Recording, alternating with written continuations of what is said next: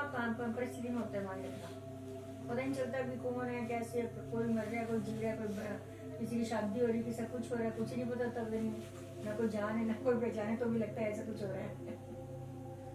देखो सपनों के बारे में तो ऐसा है, सपनों के बारे में ठीक ठीक कुछ भी नहीं कहा जा सकता।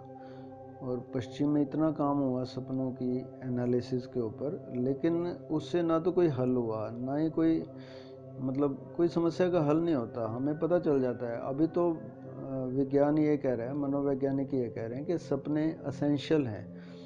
पहले ऐसा माना जाता था कि साधुओं को सपने नहीं आते, लेकिन वो बात झूठी सिद्ध हुई, साधुओं को भी सपने आते हैं। लेकिन वो जो सपने आते थे ना पहले, डरावने और बड़ी कोई तीव्र अभीप्सा है उसके सपने, या ऐसा हो जाए वैसा हो जाए ऐसा हो गया, वैसे सपने उनको नहीं आते। रूटीन के सपने, वो कहते हैं कि मेमोरी हमारी वाश करनी होती है ब्रेन की, पूरा दिन में इतना मैटर उसने, इतनी सूचनाएं आई होती हैं उसके पास, तो वो एक एक जनरल प्रोसेस है। उन सपनों से नंबर एक हमारी नींद नहीं टूटती, नंबर दो वो सपने याद नहीं रहते, है ना, ब्लैक एंड वाइट होते हैं उनका कुछ।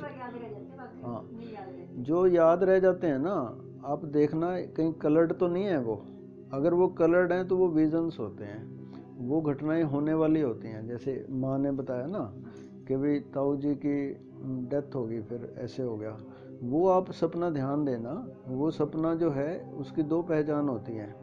एक तो वो सपना कलर्ड होता है, दूसरा वो सपना दोबारा रिपीट भी हो सकता है, दोबारा भी आ सकता है।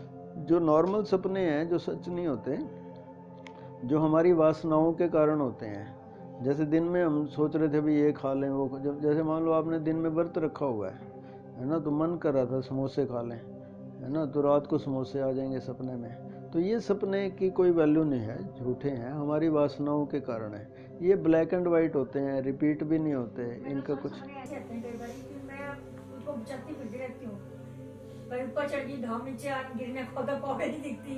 कई बार ऐसे था जैसे एग्जाम चल रहे हैं, मतलब सब कुछ आता है, मेरे पेन पेंसिल नहीं चल रहा, मतलब मैं सपने में दुखी सी रहती हूँ, पता नहीं क्यों। ये सारा हमारा, मैं अभी बात कर रहा था ना डॉक्टर साहब से, सब कॉन्शियस का खेल है, आपको भी याद नहीं।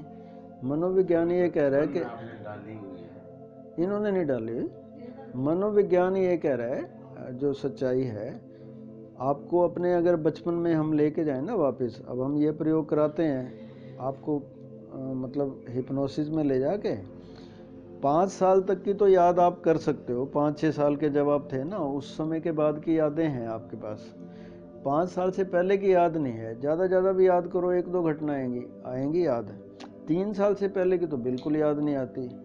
ये जब आप 5 साल तक के थे, उस समय माँ बाप ने आपको जो जो भी कहा, जो जो भी, वो सारा आपके सबकॉन्शियस में गया हुआ है और आपको याद नहीं है, क्योंकि आपका कॉन्शियस माइंड डेवलप नहीं था। उस समय जो डर पैदा कर दिए, जो लालच दे दिया उन्होंने, जो समाज ने हमें सिखा दिया, कुछ भी कह दिया कि भूत है, ये ऐसे होगा, तू पागल है, तू ये मत किया कर, तूने यूं हो जाएगा, वो सारा आपका सबकॉन्शियस में मैटर गया हुआ है ना। अब हो क्या रहा है, जब आप रात को जाते हो नींद में तो हमारा सबकॉन्शियस खुला होता है, कॉन्शियस तो स्लीप हो जाता है, होता ही नहीं उस समय। उस समय कब कौन सी मेमोरी आ जाए पता नहीं। कई दफ़ा तो ऐसा होता है एक दो मेमोरीज इकट्ठी आ जाती हैं। जैसे मान लो ऐसे हो सकता है कि आपने घोड़ा देखा और फिर आपको दिखा कि घोड़ा उड़ने लग गया, उसके पंख लगे हुए हैं। अब घोड़ा उड़ता नहीं, लेकिन आपने एक पक्षी को देखा हुआ है, एक घोड़े को देखा हुआ है, वो घोड़ा और पक्षी इकट्ठे हो जाते हैं सबकॉन्शियस में और उड़ने लग जाता है वो। तो ऐसे सपनों का कोई अर्थ नहीं है, सिर्फ ये है कि उनको देखो और वो सिर्फ इतना ही है। कुछ ऐसे सपने जो आपने बताए ना, कि जैसे मैं, एग्ज़ाम है, मैं लिखने बैठी हूँ और मेरे से कुछ हो नहीं रहा, ये माँ बाप का दिया हुआ है, आपको तो याद नहीं है।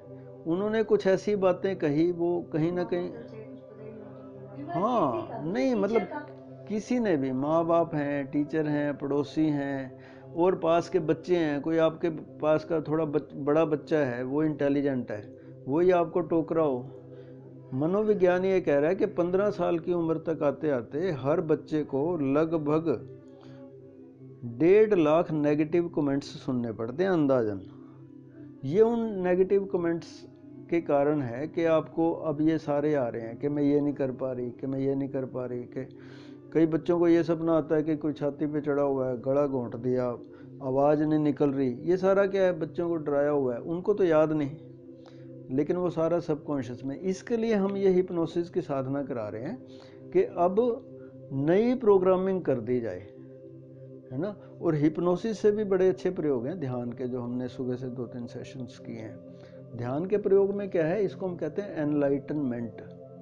एनलाइटनमेंट का अर्थ ये है, ये तो हम सबकॉन्शियस की बात कर रहे थे, कॉन्शियस से नीचे के 3 लेवल की हमने बात की, कॉन्शियस से ऊपर भी 3 लेवल हैं जिसको हम सुपर कॉन्शियस कह रहे हैं। Individual super conscious, collective super conscious और कॉस्मिक सुपर कॉन्शियस।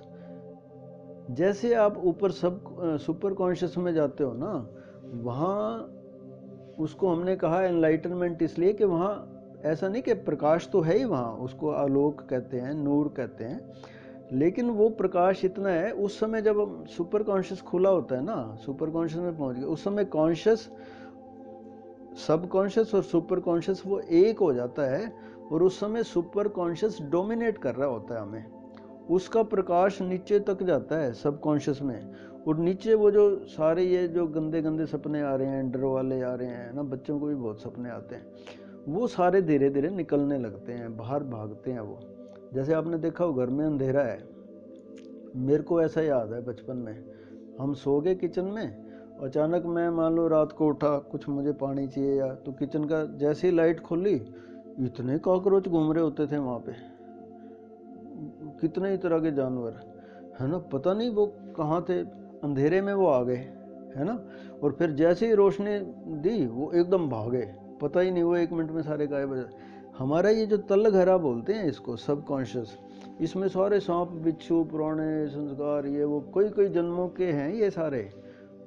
हम मरते हैं ना, तो ये सबकॉन्शियस नहीं मरता, जिसको मैं कहता हूँ ना सूक्ष्म शरीर, ये निकल गया शरीर में से। क्या निकल गया? ये मन निकल गया, सबकॉन्शियस ये निकल गया, अगले जन्म में ये यूं का यूं आएगा, ये सारे डर अगले जन्मों में भी जाएंगे। इसलिए साधना करनी बहुत ज़रूरी है। जो आपको डरावने सपने आते हैं, ये केवल इस जन्म के भी नहीं, पुराने जन्मों का भी है, तो वो सारा हमें वाश करना पड़ेगा। आप देखोगे कई दफ़ा इस जन्म में आपके माँ बाप बहुत अच्छे थे, बड़े अच्छे से पालन पोषण किया, फिर भी सपने आते हैं ऐसे, क्योंकि वो पुराना भी तो आ रहा है ना उसमें, कई कई जन्मों के। अगर आपको मैं हिप्नोसिस में ले जाऊँ, आप पिछली पास्ट लाइफ भी देख पाओगे। जो 5 साल की आपकी एज है, माँ के गर्भ से लेके 5 साल, वो भी आप देख पाओगे। इवन माँ के गर्भ में जब आप थे तब भी देख पाओगे, जब आपकी डिलीवरी हो रही थी तब भी देख पाओगे। वो सारी मेमोरीज हैं हमारे अंदर, उसी को हम सबकॉन्शियस कह रहे हैं। आप इसको कंफर्म भी कर सकते हो, आप माँ से पूछ भी सकते हो कि जब मैं पेट में थी इतने महीने की, तब आपको ऐसा कुछ हुआ था, आप गिर पड़े थे क्या, या जब मेरी डिलीवरी हो रही थी आपको ये तकलीफ हुई थी, क्योंकि वो हमारी मेमोरीज में है, वो सबकॉन्शियस है हमारा, वहाँ पता ही नहीं क्या क्या पड़ा हुआ है। एनलाइटनमेंट का इतना ही अर्थ है कि वो मेरा प्रकाश सुपर कॉन्शियस का, वो सबकॉन्शियस में भी जाता है, वहाँ जितना भी गंद पड़ा हुआ है ना, जो हमें आज परेशान कर रहा है, वो सारा साफ होने लगता है। वो सांप बिच्छू निकल निकल के भागते हैं, कॉन्शियस माइंड से निकल के भाग जाते हैं वो।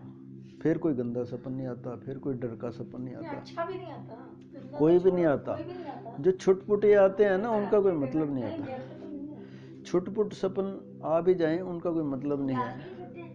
मैं पिछली बार भी स्वामी जी से बात हाँ कर रही थी ना कि मुझे सपने आते ही नहीं स्वामी जी। हाँ, तो अच्छी बात है। नींद में तो एक बार सो गई तो फिर मुझे कोई सपने नहीं। क्या चीज?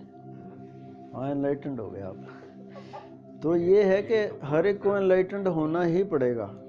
जब तक हम साधना नहीं ना करते, तब तक इन सारी आप जो सपनों की बात कर रहे हो ना, इनसे छुटकारा नहीं पाया जा सकता। मैं अपनी बात करता हूँ कि मैं शादी के भी काफ़ी साल बाद तक भी मेरे को डरावने सपने आते थे। नहीं, मैं वैसे नहीं, पर जब मुझे आ सकते हैं तो औरों को भी आते होंगे। तो जब मैंने ये ध्यान की साधना शुरू की ना, उसके बाद जाके मेरा ये सारा सिस्टम एकदम क्लीन है। अब मुझे कभी डर का मतलब ही नहीं, कहीं भी चले जाओ, कहीं पे भी सो जाओ, कहीं भी जाग जाओ, कोई चक्कर ही नहीं है, जब मर्जी सो जाओ, जब मर्जी उठ जाओ। तो इसलिए हर एक व्यक्ति के लिए, चाहे वो बूढ़ा है, बच्चा है, जवान है, साधना करनी बहुत ज़रूरी हो गई है आजकल, क्योंकि सुखी तो रहना चाहते हैं ना हम। इतनी परेशानियां हैं लाइफ में, कैसे हम शांत रहें, ये बड़ी समस्या हो गई है। इसलिए सबको ध्यान करना चाहिए।